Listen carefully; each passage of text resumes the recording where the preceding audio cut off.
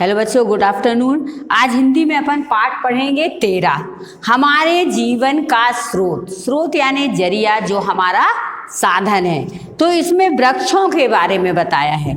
तो इसमें कुछ पात्र हैं, जहाँ पात्र होते हैं वहाँ एकांकी हो जाएगी। आप लोग जैसे नाटक देखते हो, इसमें कई पात्र होते हैं, ऐसे इसमें भी कुछ पात्र हैं। तो इन पात्रों में सबसे पहले, अब ये पर्यावरण से संबंधित है, वृक्षों से संबंधित है, तो मनुष्य भी हैं, बच्चे भी हैं और वृक्ष भी हैं। अब इसमें वृक्ष पात्र में क्या है?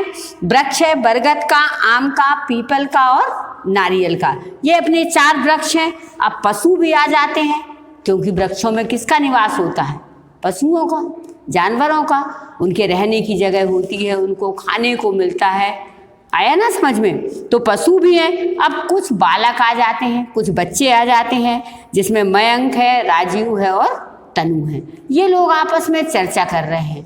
इस किसकी चर्चा कर रहे हैं? जो हमारा पर्यावरण है, जो पेड़ों की कटाई हो रही है, तो किसको क्या परेशानी है, इससे कहाँ तक लोग प्रभावित होते हैं, इसके बारे में बताया है। तो सुनिए ध्यान से। अपन ये एकांकी है, एकांकी अपन पढ़ेंगे। ये बुक दिख रही है ना, इसमें ये बच्चे हैं। ये बच्चे देखो, ये पूरे एक बरगद बना है, आम बना है, पीपल बना है और नारियल। ये वृक्ष लगा लिए हैं इनने, पत्तियां तोड़ तोड़ के, शाखाएं काट काट के, और ये अपना अभिनय कर रहे हैं।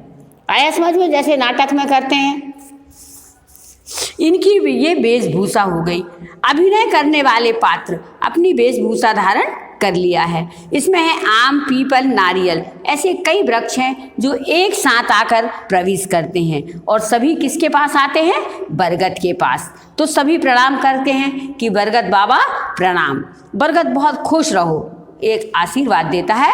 खुश रहो बेटा, खूब फलो फूलो और तुम चिरायु बनो। चिरायु बनो मतलब लंबे समय तक जियो। बरगद ऐसा आशीर्वाद देते हैं। तो बरगद के आशीर्वाद से क्या होता है? जो आम वगैरह यहाँ पे आते हैं, तो आम कहते हैं तुरंत, जो बच्चा वृक्ष बना हुआ है आम का, वो कहता है आप चिरायु होने की बात कर रहे हैं। अब तो हमारा जीवन किस में है? संकट में है। संकट में क्यों है? क्योंकि मनुष्य क्या कर रहा है? इन पेड़ों को नष्ट करते जा रहा है, इन पेड़ों को काटते चला जा रहा है। इसके बाद पीपल आता है। पीपल भी सामने सब प्रणाम करने आए थे। पीपल कहता है हाँ बाबा, यदि यही हाल रहा तो कुछ दिनों में हम क्या हो जाएंगे? वृक्ष विहीन हो जाएंगे। मतलब पृथ्वी पर वृक्ष बचेंगे ही नहीं, सारे सभी लोग काट डालेंगे। ठीक है, उनको ये नहीं मालूम कि हम कितने आवश्यक हैं। इसके बाद नारियल का पेड़ आता है। नारियल भी कहता है बाबा, मुझे कई दिनों से यही चिंता सता रही थी, इसलिए तो सब मिलकर हम तुम्हारे पास आए हैं। मतलब सारे लोग मिलकर किसके पास आए? बरगद के पास आए कि आप हमें बचाइए। बरगद का पेड़, बेटा मेरी इन विशाल जटाओं ने मानव की ना जाने कितनी पीढ़ियां देखी हैं। अब बरगद की जटाएं देखी आपने? बहुत लंबी लंबी और वो नीचे की तरफ आती हैं। यहाँ सिद्ध बाबा में भी जाओ तो बरगद कितना अच्छा बना है, कितनी जटाएं फैली हैं, और उसमें राम राम लिखा है। बरगद जो पहला पेड़ है जिसकी जटाएं बाहर साइड रहती है। तो बरगद कहता है कि बेटा इन विशाल जटाओं ने मानव की ना जाने कितनी पीढ़ियां देखी होंगी। देखते ही देखते यह मनुष्य ना जाने क्या से क्या हो गया। वो खुद सोचता रहा है कि मनुष्य में ऐसा परिवर्तन क्यों आ गया है। जिस देश में हम वृक्षों को देवता मानकर पूजा करते हैं, और उसी देश में इन वृक्षों को क्या किया जा रहा है? काटा जा रहा है। बरगद ने ये बात बताई। अब पीपल फिर प्रश्न करता है, लेकिन बाबा मुझे आश्चर्य तो इस बात का है कि हम वृक्ष इनके लिए कितने उपयोगी होते हैं। आपको मालूम है ना वृक्ष कितने उपयोगी होते हैं? फल देते हैं, शुद्ध वायु देते हैं, जलाने के लिए लकड़ी भी ईंधन में देते हैं, कई चीज़ें देती, जड़ी बूटियाँ देते हैं। फिर भी हम इन्हें काटने में बिल्कुल भी नहीं झिझकते, और हम इनको क्या करते हैं? काट देते हैं, जबकि ये हमारे क्या है? जीवन के आधार है। आया समझ में? अब आम सामने आ जाता है। हाँ बाबा, हमारा क्या हो गया? अस्तित्व ही खतरे में आ गया है। तुरंत ही इसका कोई समाधान निकालिए, नहीं तो हम लोग क्या करेंगे? नष्ट हो जाएंगे। इसके बाद क्या करता है? बीच में ये एकांकी में तीनों का हो जाता है। फिर एक बंदर आता है खो खो खो खो करते हुए, और आके किसके पास आता है, फिर वो बरगद के पास आता है।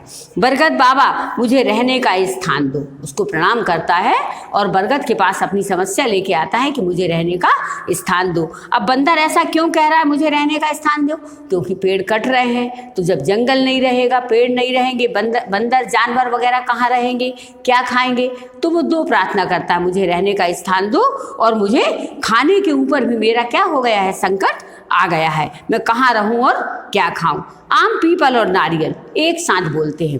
बाबा देखा आपने मनुष्य ने सारे प्राणी जगत में त्राही त्राही मचा दी है, मतलब हाहाकार मचा दिया है।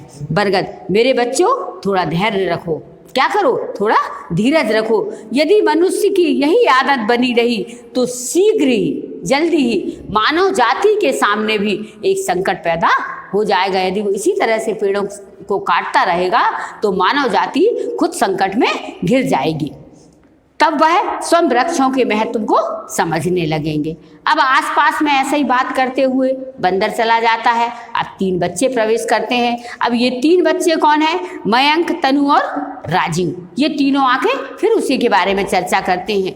मयंक कहता है उफ कितनी गर्मी है, धूल और धुएं से क्या हो रहा है, मेरा दम घुटता जा रहा है। जहाँ देखो वहाँ मोटर, स्कूटर, गाड़ियों का धुआं और शोर। ये देखो पेड़ों के काटने के बाद मयंक ने ये बात बोली है, ये वातावरण दूषित हो रहा है, गर्मी का समय है, तो मयंक ये सारी चीज़ें बोलता है। इसके बाद तनु बोलती है, बरगद के पेड़ के पास जाकर, बरगद के पेड़ के पास जाती है। इतना गहरा, मतलब बहुत घना पेड़ रहता है वो, तो वो वहाँ जाके कहती आओ भैया इस बरगद के नीचे सभी बैठते हैं, यहाँ बहुत ठंडक लग रही है और अच्छी हवा चल रही है। वो बरगद के पास आकर कहती है, राजीव वहीं से आश्चर्य में कहता है सचमुच अब आकर शांति मिली। जब उसके पास राजीव भी आ जाता है और कहता है अब आकर शांति मिली, इसलिए तो आजकल जगह जगह लिखा है पेड़ लगाइए और वातावरण को हरा भरा और शुद्ध बनाइए। आया ना समझ में, पेड़ काटेंगे तो कितनी परेशानियां आएंगी।